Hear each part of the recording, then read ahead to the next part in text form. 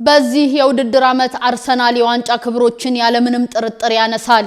ይህን ያሉት አንጋፋው እንግሊዛዊ አሰልጣኝ ሳም አላርዳይዝ ናቸው።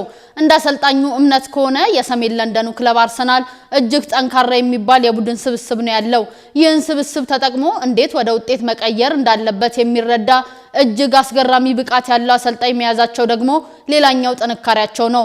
ቡድኑን የተቀላቀሉት አዳዲሶቹ ተጫዋቾችም በማይታመን ሁኔታ ለቡድኑ ስኬታማ ጉዞ እያበረከቱት ያለው ሚና ከጊዜ ወደ ጊዜ እያደገ መምጣቱን ተመልክቻለሁ ሲሉ አሰልጣኙ ተናግረዋል። አሰልጣኙ አክለውም በተለይ ለሊጉ ክብር ቅድመ ግምት ተሰጥቷቸው የነበሩት ክለቦች ገና በሽግግር ሂደት ላይና በተለያዩ ችግር ውስጥ መሆናቸው መድፈኞቹ የሊጉን የዋንጫ ክብርን እንዲያሸንፉ ያስችላቸዋል። ጊዜው የእነርሱ ነው ሲሉ ተናግረዋል። ውድ ተመልካቾቻችን በአሰልጣኙ ሐሳብ ተስማማላችሁ? እውን አርሰናል በዚህ ዓመት ዋንጫ ያነሳል? እነዚህና ሌሎች ስፖርታዊ መረጃዎችን ለማግኘት ደግሞ የፕላስ ምልክቱን ይጫኑ።